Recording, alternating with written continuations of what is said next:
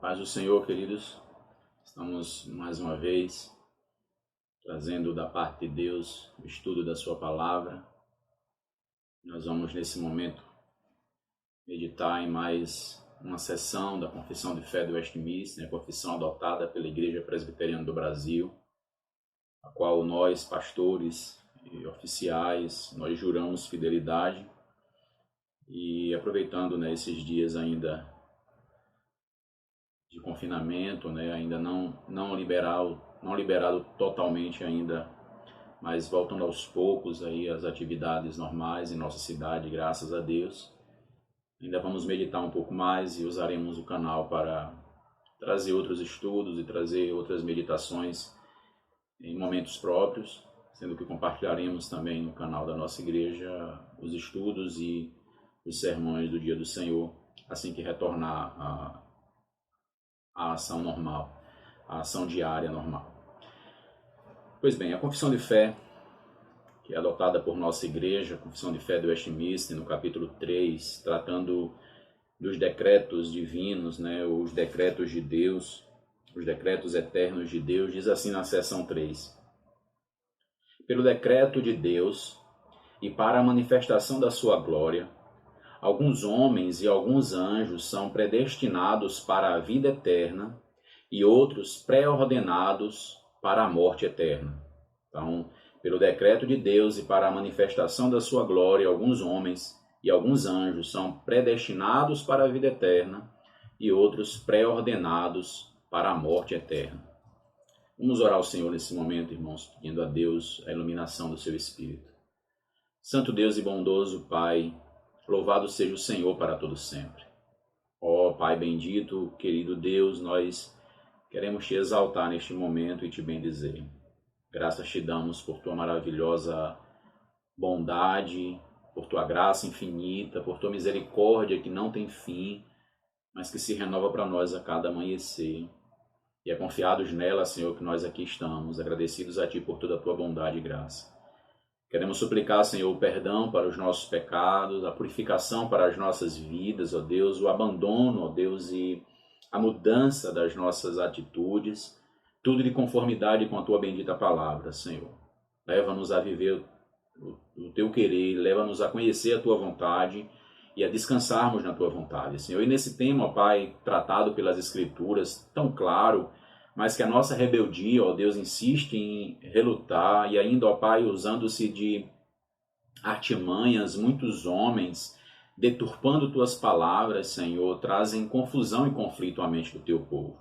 E por isso agora eu te peço, ó Deus, não só pela Igreja Presbiteriana de Ipirá, mas por aqueles, ó Deus, amigos e irmãos que acompanham, ó Deus, esse estudo e seguem, ó Pai, aquilo que a gente tem ensinado à luz da tua palavra, que o Senhor venha falar ao nosso coração.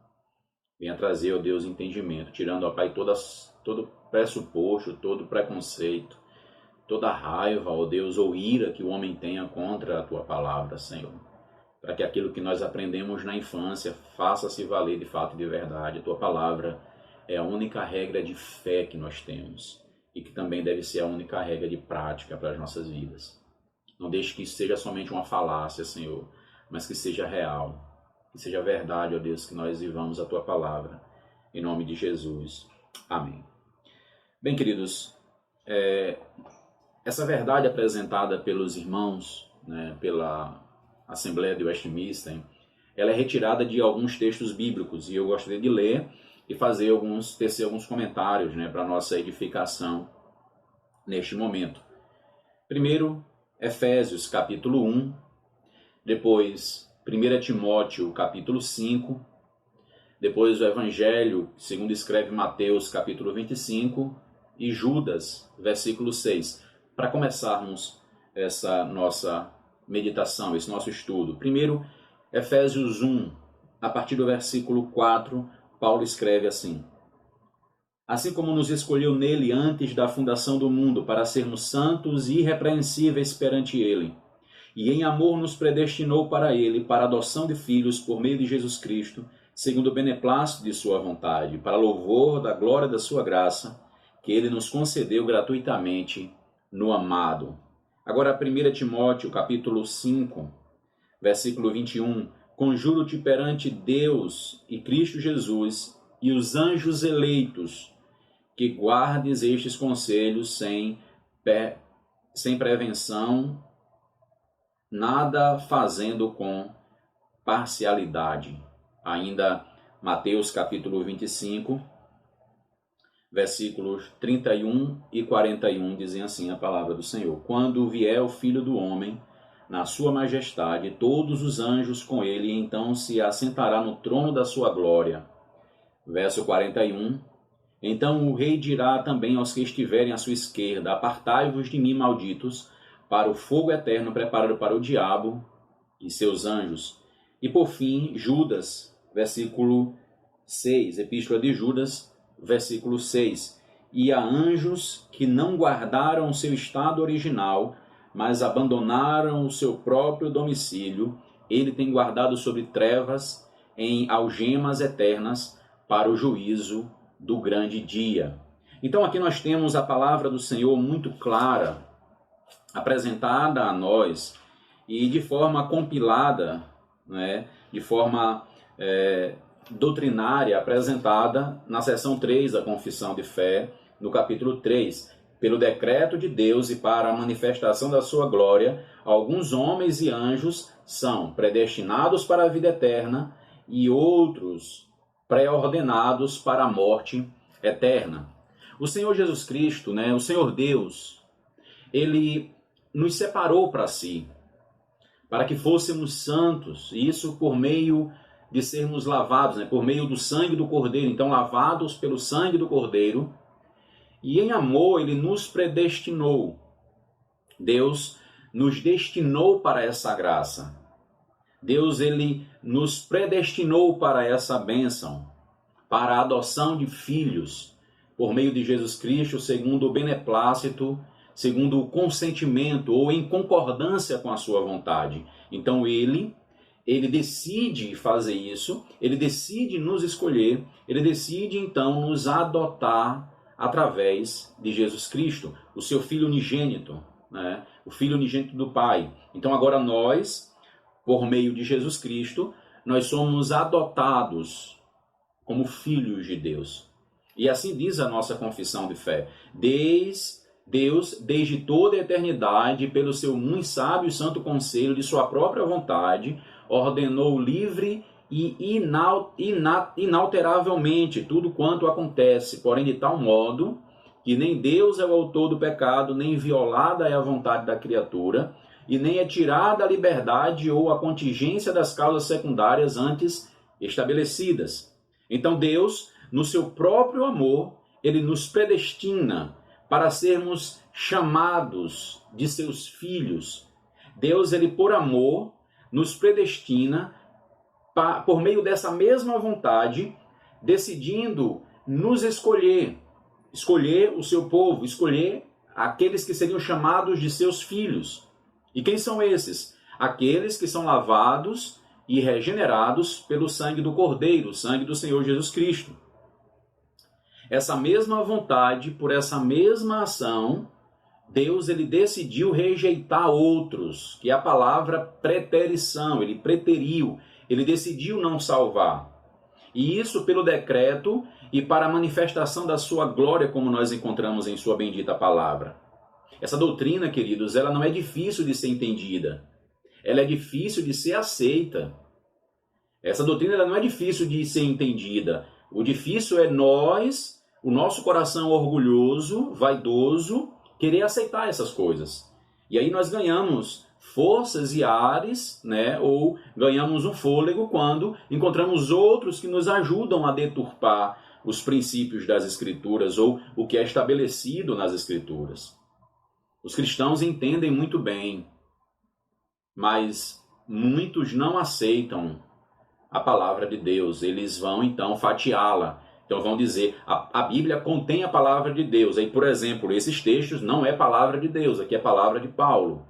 Né? Então, eles vão tratar com essa ideia, né? Com essa espécie de separação, como se fosse possível. Como se as palavras de Paulo não fossem as palavras de Cristo. Ou como se as palavras de Moisés não fossem as palavras de Cristo.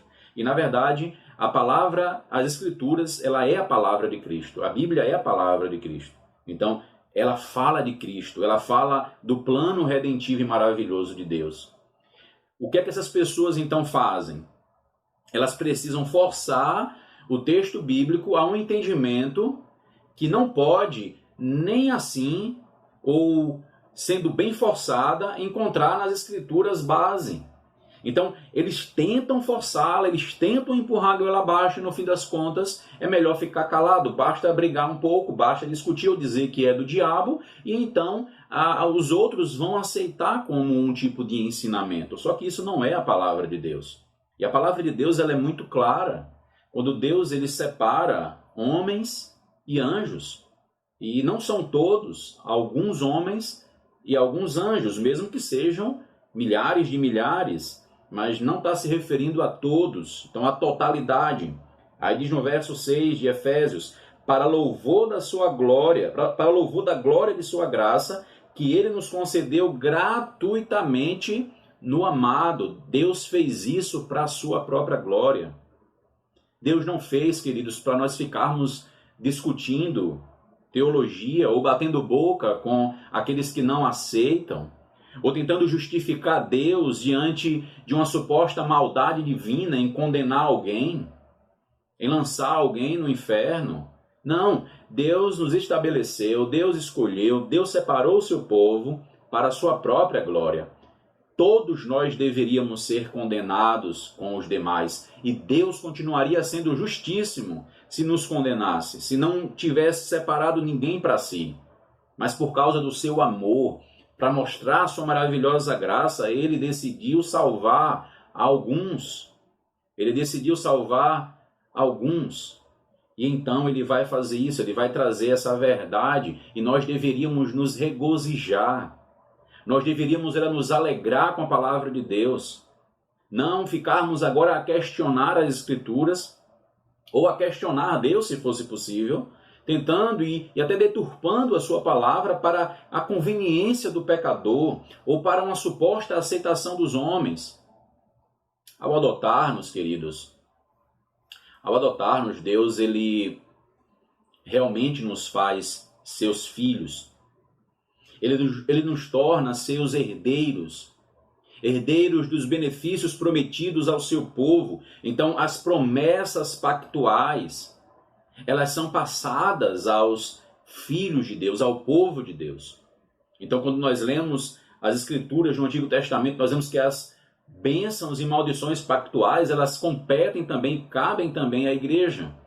Então há uma herança, há uma bênção da parte de Deus sobre o seu povo. Ainda em Efésios capítulo 2 agora, Paulo diz assim, versículo 5, verso 4, mas Deus, sendo rico em misericórdia, por causa do grande amor com que nos amou, e estando nós mortos em nossos delitos, nos deu vida, juntamente com Cristo, pela graça sois salvos. E juntamente com ele nos ressuscitou e nos fez assentar nos lugares celestiais em Cristo Jesus, para mostrar nos séculos vindouros a suprema riqueza da sua graça em bondade para conosco em Cristo Jesus.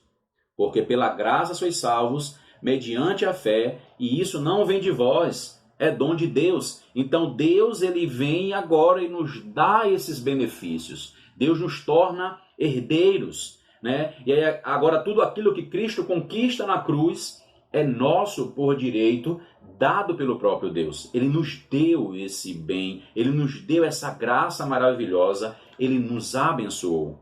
Paulo ainda escrevendo agora aos Romanos, capítulo 8, na carta que Paulo manda aos irmãos em Roma, no capítulo 8, ele vai dizer o seguinte, versículo 17, versículo 12 ao 17, assim, pois, irmãos, somos devedores, não à carne, como se constrangidos a viver segundo a carne.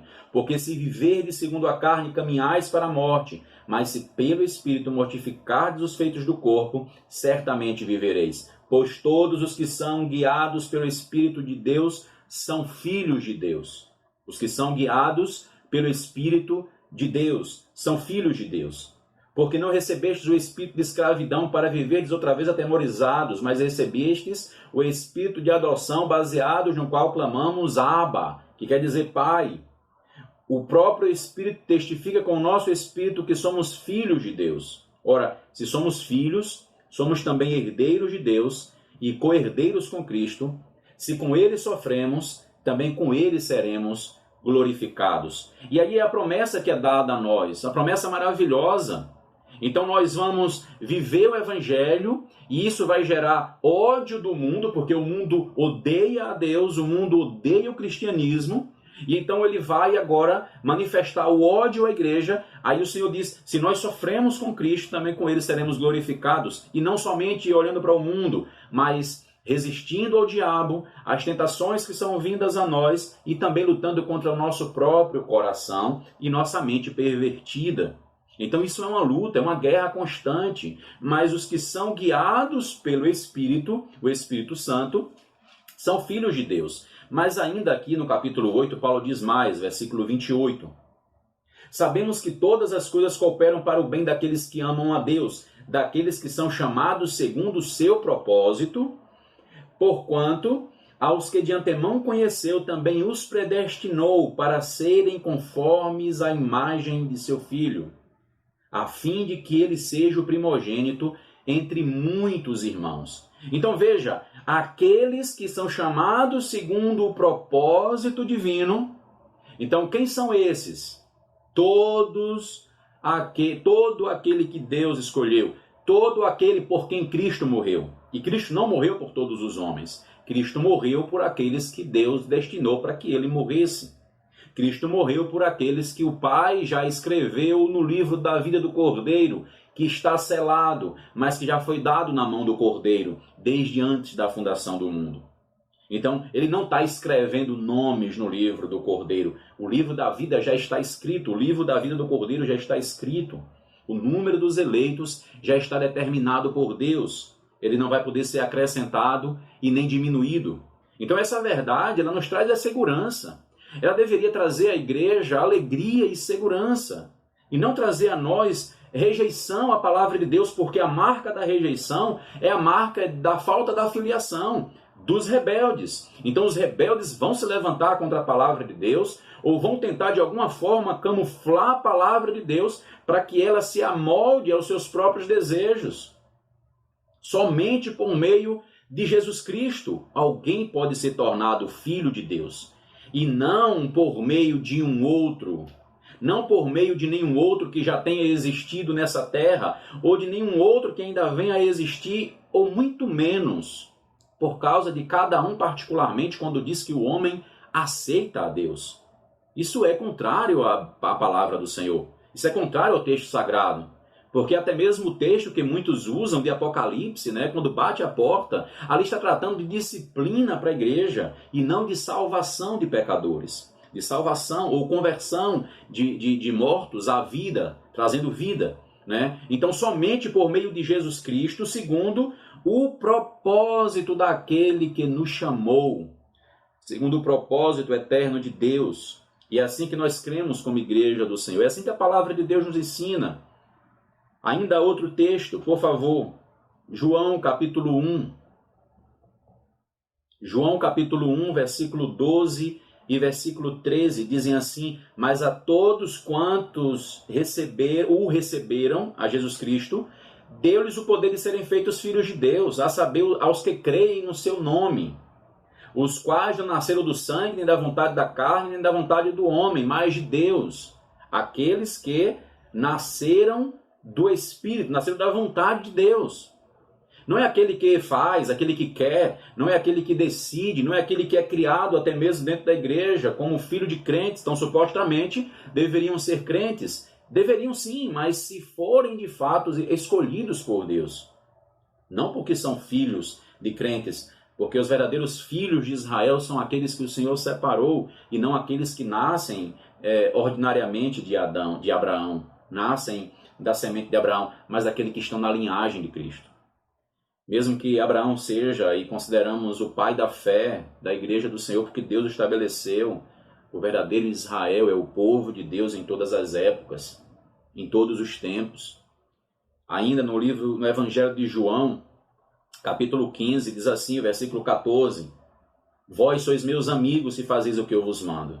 Já não vos chamo servo, porque o servo não sabe o que faz o seu senhor, mas tenho-vos chamado amigos, porque tudo quanto ouvi de meu Pai vos tenho dado a conhecer. Não fostes vós que me escolhestes a mim, pelo contrário, eu vos escolhi a vós outros, eu vos designei para que vades e deis frutos, e o vosso fruto permaneça, a fim de que tudo quanto pedirdes ao Pai, em meu nome, ele vos conceda. Ora, quem foi que escolheu quem? Quem foi que escolheu quem? Foi o homem que aceitou a Deus, foi o homem que permitiu Deus agir em hipótese alguma. Isso é no ensinamento antibíblico. Isso é no ensinamento anti-Deus. Porque no ensinamento bíblico é mostrado claramente que Deus determinou salvar alguns. Deus escolheu. Deus pré-ordenou. Deus predestinou. Tanto para a salvação quanto para a condenação. E isso por meio de Cristo e para Jesus Cristo. Essa é a verdade. E essa é aquilo que as Escrituras nos expressam, e não dando mãos ao relativismo, é a sua verdade. A palavra do Senhor é a verdade, eu sou o caminho, a verdade, não um tipo de verdade. Eu sou o caminho, a verdade e a vida, diz o Senhor Jesus Cristo. Conhecereis a verdade vos libertará. Pai, santifica-os na verdade, a tua palavra é a verdade. Predestinados para serem alvo do amor redentivo de Deus. Alguns, não todos. Alguns homens, genérico, homens aqui no genérico, né? Forma genérica, homem e mulher, alguns. Assim como alguns anjos. E os anjos que caíram, junto com Lúcifer, eles não podem vir ao arrependimento. Porque Deus não deu a eles possibilidade de arrependimento.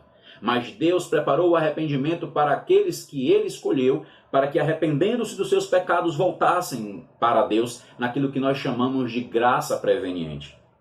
O homem morto em seus delitos e pecados recebe vida, para então poder declarar: me perdoe, Senhor. Porque o morto, ele nunca poderia declarar ou clamar: me perdoe, Senhor. O morto não faz outra coisa senão feder, apodrecer. E é assim que o estado do homem sem Cristo, morto em seus delitos e pecados. Os anjos que nunca caíram e nunca cairão, esses são preservados por Deus, por sua maravilhosa graça. Irmãos, essa mensagem não é difícil de ser entendida. Eu repito, ela é difícil de ser aceita por causa do orgulho e da vaidade humana. Mas de entender, o texto bíblico é claro. A palavra do Senhor nos mostra claramente. Por isso, nós precisamos entender que toda rejeição à doutrina bíblica é uma rejeição ao próprio Deus da doutrina, ao próprio Deus que fala. Naturalmente, o homem morto em seus pecados, ele rejeita a palavra de Deus, ele rejeita tudo que procede de Deus. E outros, de forma tão leviana, quando a aceitam, forçam ela para que seja adequada aos seus caprichos, adequada às suas necessidades. Então, forçam a interpretação para serem satisfeitos em sua própria consciência, para tentarem achar paz de consciência. Então, forçam os textos bíblicos, deturpando assim a doutrina bendita da palavra do Senhor. Quantos que procuram adequar a palavra de Deus aos seus próprios raciocínios, quando deveria ser o contrário? Devemos adequar o nosso raciocínio e o coração à palavra de Deus, não os nossos caprichos, não o nosso gosto, não os nossos interesses. Essa liberdade Deus não deu a mim e nem a você. Isso é adultério, isso é pecado, é heresia, isso é rebeldia, levantar-se contra a palavra de Deus. Irmãos da Igreja Presbiteriana de Ipirá, a qual Deus me confiou o pastoreio, é requerido de nós pastores que nós sejamos achados fiéis.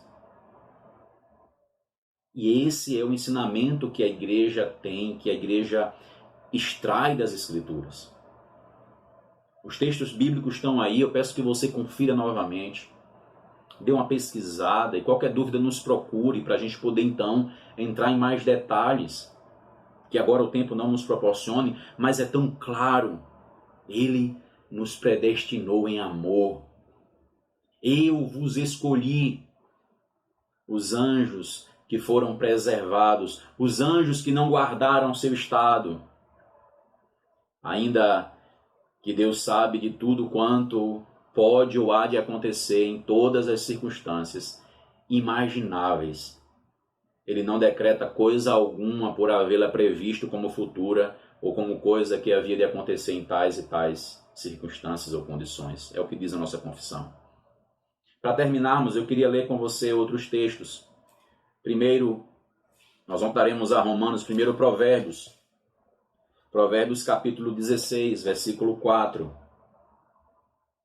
O Senhor faz todas as coisas para determinados fins, e até o perverso para o dia da calamidade. O Senhor faz todas as coisas para determinados fins. Então, tudo o que acontece tem o fim proposto por Deus, tem o objetivo de Deus. Primeiro, a sua glória, a edificação da igreja, a punição dos ímpios, o castigo sobre os maus. Tudo tem um fim determinado por Deus. A salvação ou a condenação, a vida ou a morte, a cura ou a enfermidade. Tudo tem um fim determinado por Deus. Não ficaria e não seria diferente com aqueles que ele preteriu. E o texto sagrado diz: e até o perverso para o dia da calamidade, para o dia do juízo. Então Deus, ele fez o perverso para o dia da calamidade. E então é de arrupiar, é de se levantar contra, né, a palavra de Deus. Vamos lá para Romanos capítulo 9. Romanos capítulo 9, os versículos 22 e 23 apenas. Que diremos, pois?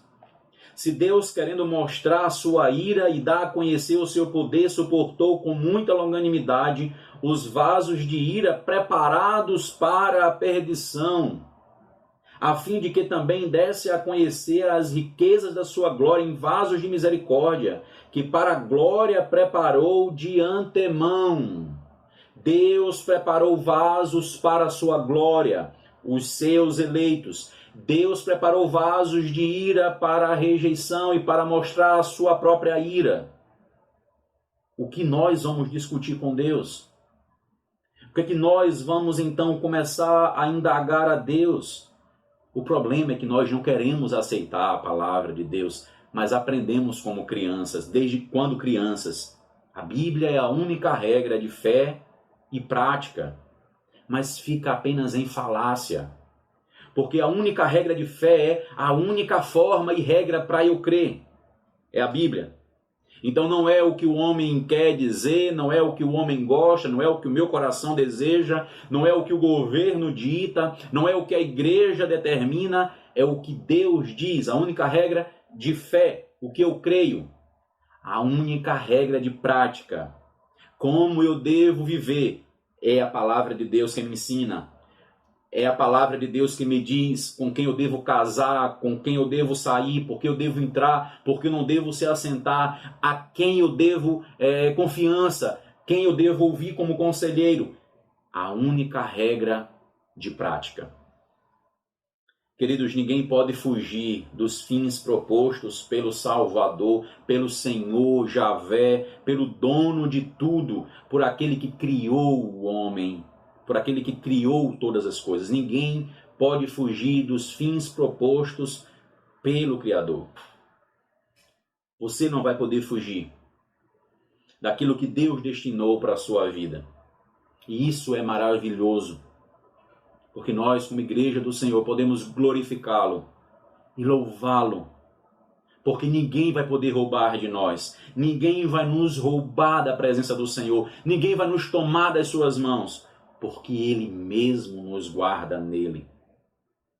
A doutrina do decreto divino é um levantamento para a igreja, ou pode também ser a queda para muitos.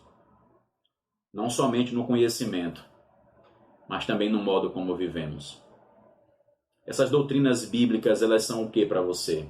Levantamento ou motivo de queda? Você, quando ouve a palavra de Deus, regozija-se ou você se ira contra Deus? Isso é a marca do seu destino.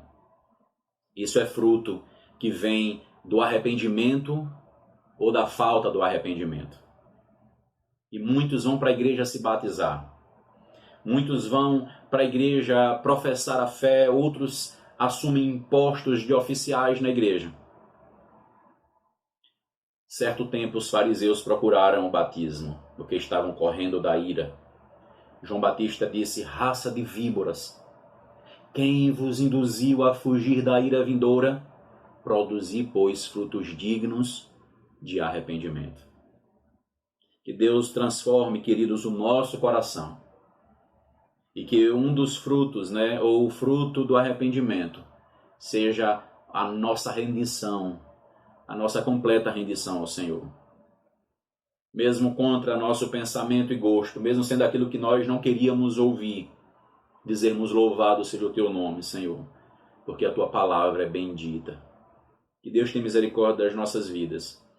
Que a sua palavra, que é autoritativa e inerrante, seja de fato a nossa única regra de fé. E que a gente não creia no que os homens querem forçar a Bíblia a dizer. Que nós não creamos no que a igreja quer forçar a Bíblia a dizer. Que nós não creamos no que o Estado quer forçar a Bíblia a dizer. Ou nós, pastores, forçarmos a Bíblia a dizer. Mas que nós creiamos, por meio do Espírito Santo, que fala nas Escrituras, aquilo que Deus diz ao seu povo, desde os tempos eternos, desde os tempos passados. Decreto esse que é eterno, não mudará. Que Deus edifique a tua vida e que Deus transforme a sua igreja e fortaleça-nos como uma igreja do Senhor, para a sua glória e para o seu louvor. Vamos orar nesse momento a Deus. Santo e bendito Deus, louvamos o teu nome, Senhor, por tua bendita palavra. Obrigado, Senhor, por tua maravilhosa graça sobre as nossas vidas. Obrigado por nos escolher das trevas para a luz, ó Deus. E quantos que ainda estão nas trevas, mas que são eleitos do Senhor, e nós suplicamos, traga-os para a tua maravilhosa luz, Senhor. Porque se o Senhor não trouxer, ou enquanto o Senhor não trouxer, eles nunca poderão vir. Porque o homem, ó Deus, em si mesmo está morto por seus delitos e pecados. E não há nada que ninguém mais possa fazer. Se o Senhor não salvar, se o Senhor não agir, não haverá nenhuma mudança ou transformação. Ó Deus, ainda assim, louvamos o teu nome por ter nos escolhido. Muito obrigado, Senhor, porque se o Senhor tivesse nos condenado com todos os outros, ainda continuaria sendo justíssimo. Ainda continuaria sendo justíssimo e santíssimo. Mas decidiu, Senhor, tu decidiste nos amar. Tu decidiu, ó Pai, nos eleger para a tua própria glória. Por isso suplicamos, edifica a tua igreja, fortalecendo a nossa fé e nos abençoando dia após dia para a glória do Senhor mesmo. Em nome de Jesus. Amém. Que Deus abençoe, querido, as nossas vidas para a glória e louvor do Senhor mesmo. Amém.